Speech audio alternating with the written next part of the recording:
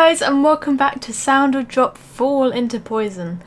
The last episode was basically a big intro and a massive build up to something that's probably going to happen this episode as soon as we get to the aquarium, so God knows, let's keep going. The elevator is the type that has a glass window so you can see out. That is the only thing distracting me from my gloom. Oh my god. The grammar in this is just making me spurge out. I don't like it. A crowd of people get on with us, but almost all of them are gone by the time we reach the floor that contains the aquarium. Probably stopped off at the apparel or sundry shops. It isn't that we aren't interested, but Jimeno recommends it's crowded now, so let's come back when it's less busy. And that keeps us back, deciding to stick with the plans we made at the coffee shop. Okay. Oh god. We're here. It's the aquarium. Stepping out onto our floor, the atmosphere immediately switches to a lively one. The sound of chatter are drowned out by the roar of a large fan. The lighting is dim and tinted slightly blue. The windows are also covered, giving the feeling that it has suddenly become night. As this is an aquarium, it makes sense that the concept is based around the ocean. No shit! Yes, the pungent smell of salt is a major change. Amazing, it's like you've dived into the deep sea. That's what I thought too! Instead of being targeted at families, lately it seems to be more like a date spot for adults. Or at least that's what the magazine said, but it's true. Even though this is my second time coming here, it feels like the first time. Next to the entrance is a souvenir shop, though it lacks the usual boisterous voices. It appears to be a place that can be reached both from the inside and outside, but it doesn't seem to get many customers. Just as Jimeno had said, the aquarium seems to target adults. In an atmosphere like that, even Jimeno looks nervous. Hey Mayu! What's up? Oh god. I forgot to tell you one important thing! Why are you looking at me like that? Stop it! Jimeno makes a mysterious face and brings her mouth up to my ear. What? Did you drop your wallet or something? No, that's not it! I don't know why I've given her this voice. This is something that I heard that's a bit of an urban legend, but they say the amount of people going missing is on the rise. There's a rumor that this month alone, the number missing is well into the double digits. Huh? We have this conversation in front of the metal rack that holds the map of the aquarium. Aside from the map, there is a guide to Mountain East building and information about the affiliated hotels. During that time, we hear the sound of the elevator opening and closing, but we do not see the people going into the aquarium. Mountain used to be a shopping district, right? That seems to be why. Even if there were a lot of runaways, the media wouldn't pay much attention. But supposedly, many of the missing persons are stopped off at Mountain Aquarium. That rumor. Who did you hear it from?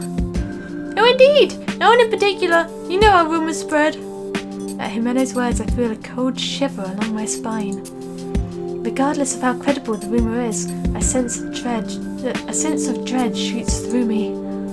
Considering my past, it's natural that I would feel connected to missing persons in my age range, especially if they are runaways. If that is the case, it would send chills along the back of my neck. Why on earth? You could have told me this before. Well, I thought if you heard about it, you might not have wanted to come. Why do they move like that? I don't like it. It's weird. Oh, so you forgetting to tell me it was a lie then? You little bitch. I had intended to protest firmly, but it still ended rather anticlimactically.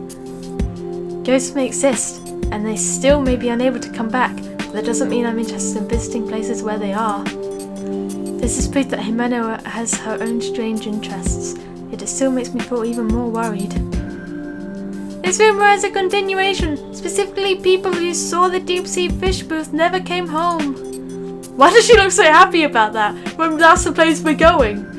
Jimeno relays those two pieces of information that frightened me with a smile. The humour itself aside, she wanted to pass over the question of why people were able to see the closed-off deep-sea booth in the first place, not wanting to discuss it at all.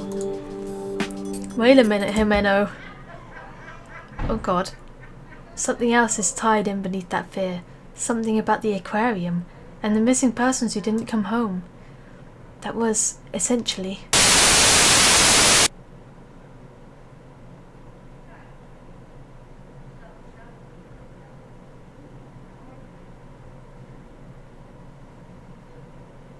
Are you okay, Maya? Sorry, I guess I scared you a bit too much. No, it wasn't you! Fucking hell! What the hell is that? Why is there a creepy little girl? I knew this game was fucked up. I knew it. Oh, Jesus Christ. I think the story's pretty exaggerated, so don't worry about it. I heard it's a fun aquarium. Yeah, you think so? I think we should take those stories with a grain of salt, right? Yeah, right. Ugh. Was that a ghost? Was that one of the girls who went missing or something? Though our kindness is misdirected, is kindness just the same? Having involuntarily sat down, I take the hand of I take the hand Himeno extends to me as I slowly rise to my feet. I respond, yeah, you're right. God, I've been playing a lot of visual novels recently, and it means a lot of talking. It's the same with Always Remember Me. I'm just bleh. It's crazy. I don't know why I do it to myself. To think that I would hear of a connection to my precious memory in a place like this. Right, I totally skipped over what the last thing they said was. It's strange, after 5 years the memory should have faded. I tell myself this, then let out a small sigh. What memories? Oh god, she's gone. Himeno is actually showing concern, so I sit down on a bench in the rest area next to the souvenir shop. Himeno even brings me a can of cocoa. As I'm drinking it, she buys our tickets. But they're doing all of this, I have to go with her. Unfamiliar man? Are you okay, miss? The fact that I'm thinking thoughts like, this canned cocoa is a little weak, is proof that I'm cooling down. As I'm starting to feel better, a male voice calls out to me. Oh, it's his crotch. Sure. While holding my half-finished cocoa, I turn in the direction the voice came from. Rather than the boy's voice I expected, it belongs to an adult, so I responded timidly. I'm okay. So... Ugh, no need to be so vigilant. Oh, hello. Oh, it's the man from the cutscene. The only man in this game, apparently. He's wearing a grey knit cap.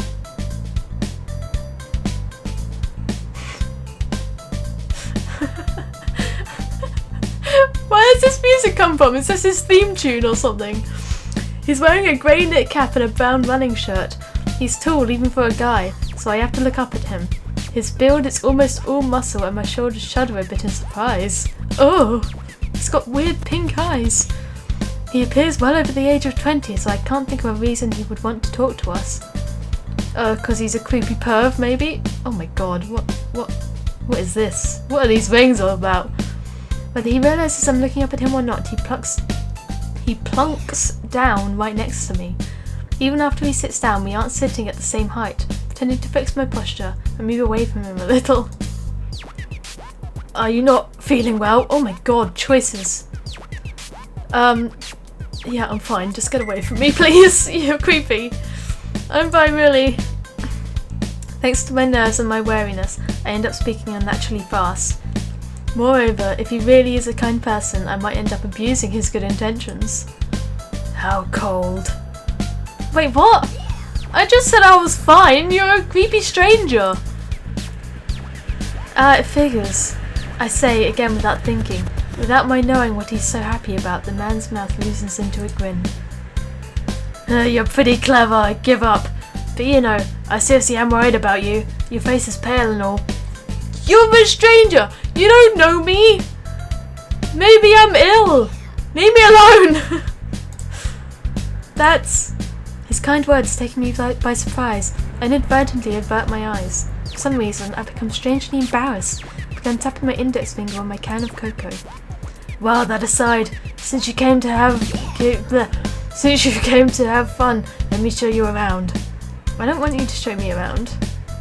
We are really just fine. Gah. Oh, hello. The words come out so naturally they surprise even me. I have now become a complete idiot and my eyes meet his. I work part-time in this building. so I'm familiar with it. This area, that is. Hey, oh, there's Himeno. Hey, what are you doing? Oh, she's tiny. When did you shrink, Himeno? I gasp and look up.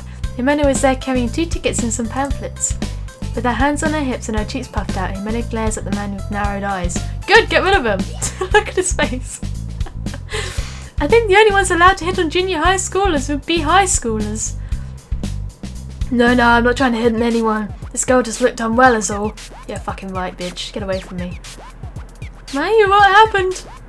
I think it was what you'd call hitting on someone. It was hitting on someone?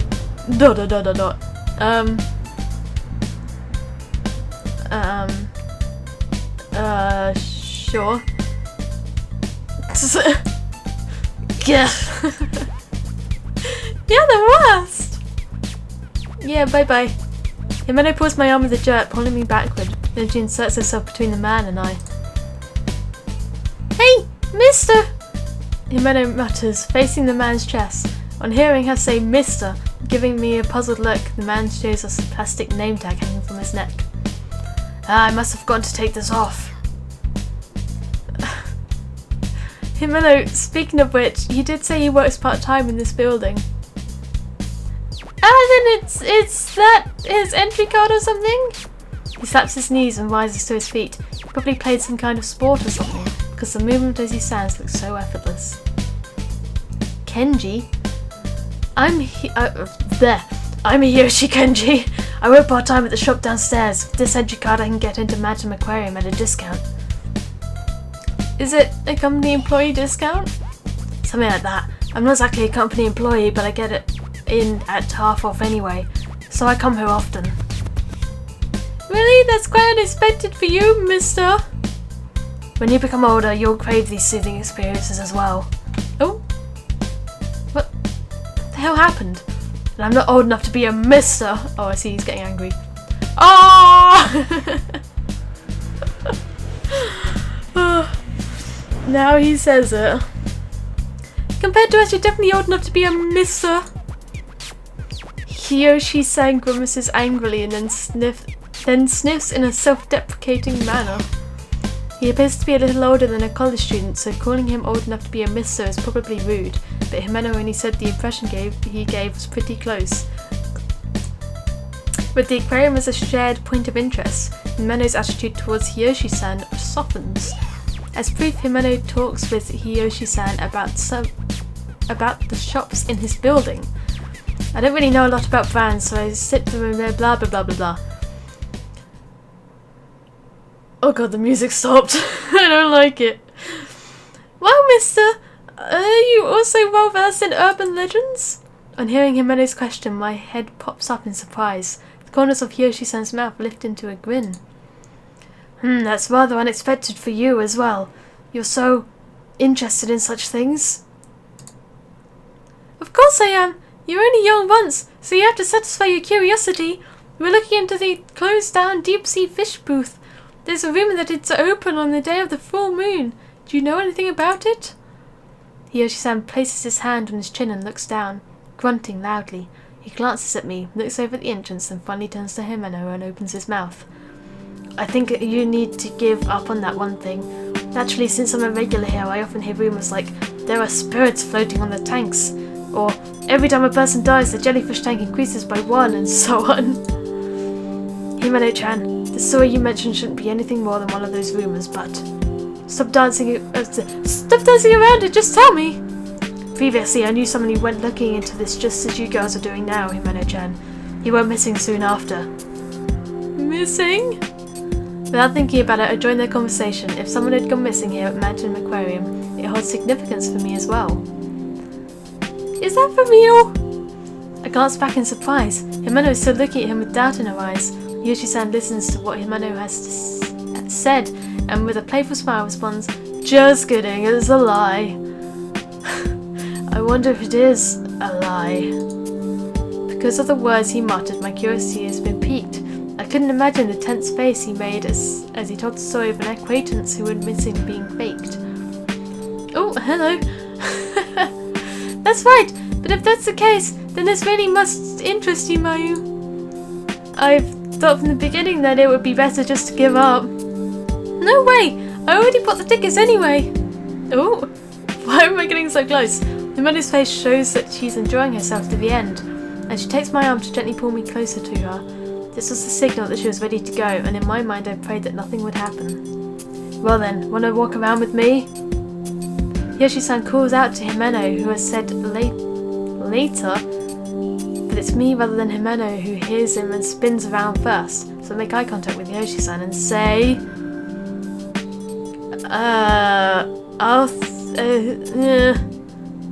I think we'll pass.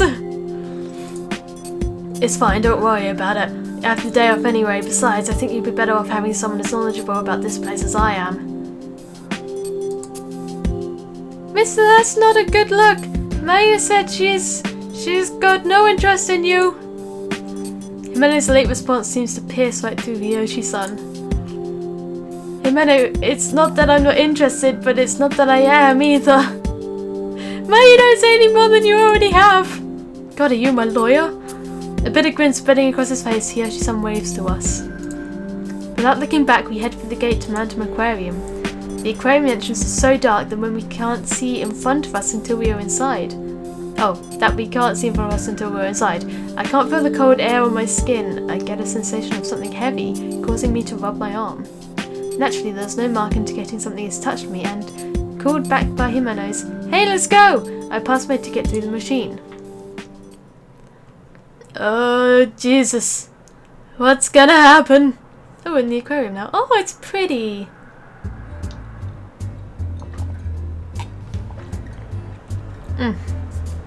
Meh! Because of the whole "if you come on the day of a full moon all the waters will change into blood" thing is a lie. That water's normal.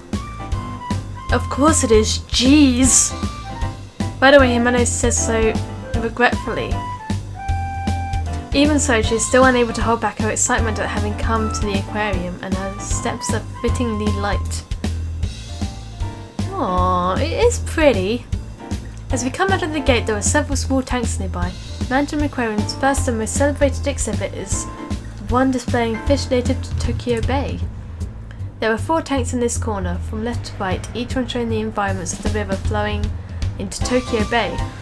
Brackish water, shoals, and open water come one right after the other. Himeno giggles as rockfish porgy and other fish we recognise from the supermarket are also there. This booth also showcases environmental problems in order to prompt consciousness, blah blah blah blah blah. Jesus. Suddenly it gotten like this. What? Suddenly it gotten like this. Himeno's reaction at this is the polar opposite of mine. Even as I'm reading the panel, she's uninterested in the display. Just like that, I read every last panel. Himeno has long since stopped watching me, crossing her arms and puffing out her cheeks. Thanks for waiting, Himeno. Jeez! You're too serious, Mayu! Even if you act like that the whole time, the day will be over. They'll close. It'll be fine, this area isn't that big, and it's not like I'm going to read everything. As soon as she hears what I said, an expression of dissatisfaction appears on Himeno's face. Excuse me. Well, let's head to this area. Next is the tunnel tank. There might be ghosts. Oh, maybe that'll be with the human-like fish. Jeez, come on already. Even saying something like that, upon entering the aquarium, I had begun to enjoy myself. Upon cheerfully calling out to Himeno, my previous unease had disappeared, leaving me ready to move forward with a light step. Okay. Amazing! Really amazing and pretty. No door to partition this booth and the next. Passing beside the tank, this tank took us to the next one, where larger breeds of fish were swimming about. Yeah. This is no ordinary tank, but rather a giant tube-like tunnel, with the left and right sides connected above our heads in an arc. Yeah, I can kind of see that. As we walk through the tunnel, we're able to watch the fish moving, blah blah blah blah blah. Swatching the manta rays, blah blah blah. When I was a child, I thought the ceiling might crack, but now I passed that feeling up, leaving only the throbbing of my heart. Aww. The water is a giant bundle of blue, various colours within it shooting every which way. Being able to see how big they are up close, separated by mere centimetres of glass, is so impressive it gives me the greatest realisation of our shared existence. Here Himeno's pace slows as she takes her steps one by one. Hey Mayu, look at these huge fangs! Himeno, that fish is cute too. Oh, and the stingray's face is creepy. Really? I think it's cute. Ah, Amanda is huge! Yeah, blah blah blah blah blah. Being surrounded by the water and the fish as we are, we feel as though we're freed from any sense of time. Mayo, doesn't this stingray's face look human? Maybe so. It does! The mystery of the human-faced fish is solved! Naturally. Well, if you're okay with it, then so am I. Thus we learn the true nature of one of the urban legends. Oh, it's fine either way, but for Himeno this way is probably best. Though from Himeno's enthusiastic stance, even as she watches the fish, she probably realises just how implausible it all is. Rather than getting tired of it though, I'm having fun. Oh god, it got dark. We move leisurely through the tunnel, coming to a stop at the centre. Oh, it's okay. I'm still waiting for something bad to happen.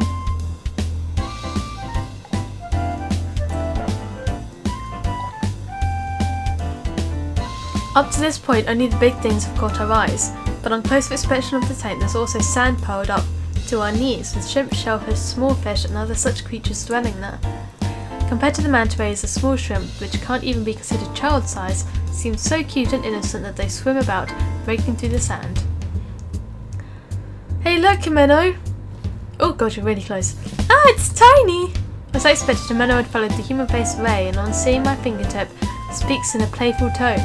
Upon sensing the tremors from Himeno poking the glass, the ray kicks into the sand and the flees deeper into the tank. Man, it's gone now! As I say this to Himeno— oh, sorry, that was me. As I say this to Himeno, I smile as a small shrimp. Himeno does the same, smiling widely. Oh! Oh, there it is! Before long, the two of us are looking up at the ceiling, toying with the question of just how high it is. Even looking up, we can only see the fish swimming, never the ceiling itself. Looking up from the bottom of the sea, one would normally see the rays of the sun piercing the water, but looking up here was like the opposite, with the bottom of the sea seeming to continue forever. Could have been the fella blah blah blah, but as I realised I can't be sure, my eyes settle on a small but characteristic long-nosed shark swimming past. Sharks? Sharks? That's a ray, isn't it? You just saw it from behind earlier. As soon as I mutter that, Himeno responds. It's true that although I'm interested in this type, Himeno is fixated on the human-faced ray. Huh? What's up? Himeno asks, but I falter. This conversation gives me a sense of what you might call deja vu. How strange! I feel as if I've had this conversation before. At that moment my vision is dyed ultramarine. Oh, what's this music? No! Hello? Oh my god, what's happening? Why is it all fucked up?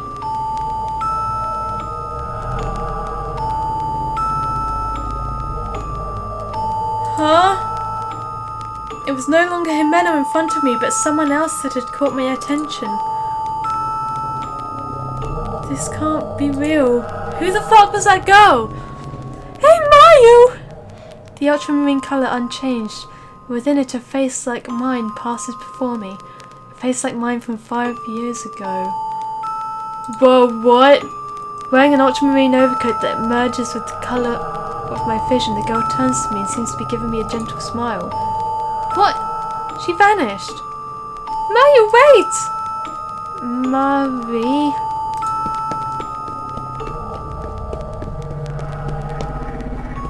Without hearing Himeno calling me back, I start running. We haven't finished looking at everything in the tube tunnel tank, but there's something more important right in front of me. Long hair that looks almost transparent, a thick blue coat, cute boots with fur on them. There's no way I could forget that outfit. That's because it was the outfit of my little sister, Nakanobi Mari, who wore when she went missing here 5 years ago. Oh! Oh, it makes sense. The girl quickens her pace as if playing with me and disappears out the other side of the tunnel. There are hardly any people there, but I lose sight of her between the shadows of the tank and the corner. Mary, how? Why? Hey Mary, may you wait? Breathing heavily, Himeko chases after me. I say sorry and break away from her, searching for the vision of Mary. As I come out of the tunnel, I survey the area, spotting a winter skirt nearby. I chase after that swaying form. Behind me, I can hear the intensity of Himeno's rushing steps and quicken my pace. Yeah! Having fallen into a trance, I realize what's going on when I slam into someone and fall on my backside. Oh, hello! Tuff! Sorry. The girl clicks her tongue as she picks up what she had dropped. I start to say excuse me to her. She's already moving past me and running off somewhere. Because of that brief incident, I'm unable to find my way out of my confusion. Anyway, Mari. I feel bad about the person I'd run into, causing me to feel flustered. In that exchange, I lose sight of both that long hair and that long skirt. But you're going this way, right? Oh, Jesus Christ. I'm not sure where I'm running to, but I think you can say I'm definitely running with all my heart. I pass between more tanks than I can remember, but I don't pay them one bit of attention. I just continue following Mari's back, running. Mari is just as bashful as she was the day she disappeared. Oh God. Mari, get a hold of yourself! Those few words end my chase. To be more accurate, it was ended by Himeno herself, who had grabbed my wrist. Huh? You suddenly took off and you wouldn't turn around no matter how many times I called you. Even when you dropped something, you had no idea. What happened all of a sudden? Wait, Himeno, if I can go after Mari, I'll explain everything, so... Hold it! Oh God, she looks pissed. Oh, she's crying! I look back at Himeno upon hearing her extremely hurt voice. I see tears forming in Himeno's eyes, and I turn my whole body to face her. I stand in silence like this for several seconds. If I tell Himeno about Mari, I'm sure she will regret bringing me to Mountain Aquarium. When she followed me, she had to have seen Mari. It's natural that she would have some misgivings about me chasing some total stranger, since she doesn't know Mari. Even so, I'm not sure what to say. If I apologize now and play dumb, I could probably go back to playfully searching the aquarium for information. That is not something I can do. It isn't the similarities that are the problem. Mari is here, and just as she had been on that day. There is no way I can go home without taking her with me. I mean, it's obviously a ghost. Mari, tell me what's going on. Who is Mari? Why do you keep running off without saying anything? Oh no, I'm sorry, you're crying. Tears are pouring out of Himeno's face. Of Himeno's face? Of Himeno's eyes. I can't understand why she's so sad, but still, my little sister. My little sister, she was here. Little sister? See, the girl I was chasing, she's my little sister. Mari disappeared 5 years ago at this aquarium. Looking at Himeno's tear-stained face, I no longer feel like hiding anything. Perhaps in the depths of my consciousness, I'm hoping Himeno would become satisfied and say she wants to look for Mari with me. I'll explain in more detail later.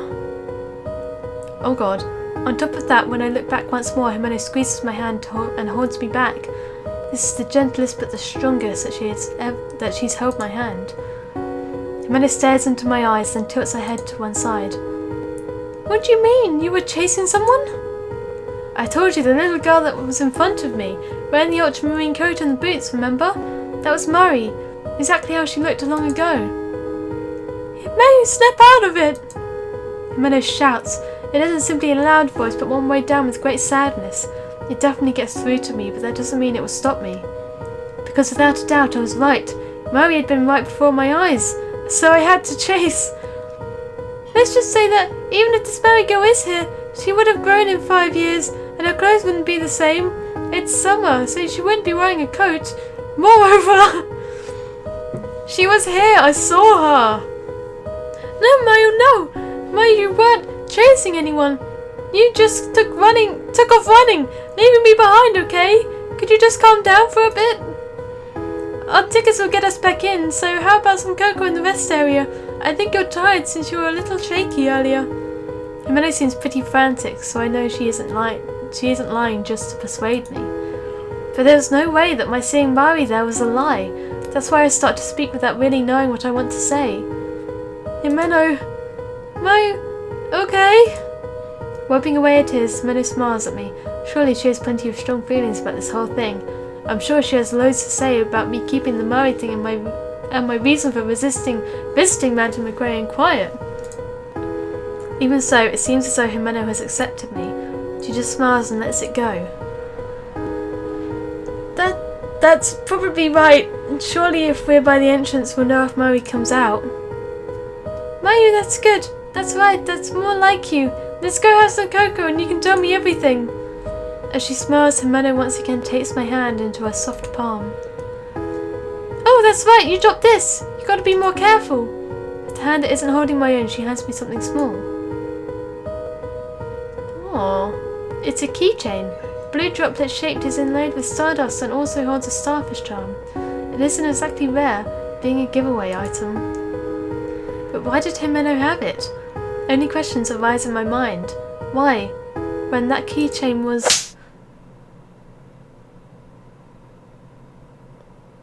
Did I just get slapped? On thinking about it, I instinctively shake off Himeno's hand. Hey, what are you doing after I picked it up for you and all? Himeno's... Oh god, the music's back. Himeno's voice is like an arrow piercing through me. The pain in my chest is nothing more than discomfort. What is Himeno saying? That isn't mine, so I can't possibly have dropped it. And now, I can't look at Himeno's face. Liar. Huh? Liar? That's not mine. It isn't something I dropped. It was Mari's. Mari dropped it. That can't be. I'm not lying, really. There was no Mari chance, so she couldn't have dropped the keychain. Himeno was becoming gruff as she continued. Really? This isn't it you who's lying? No one else is here.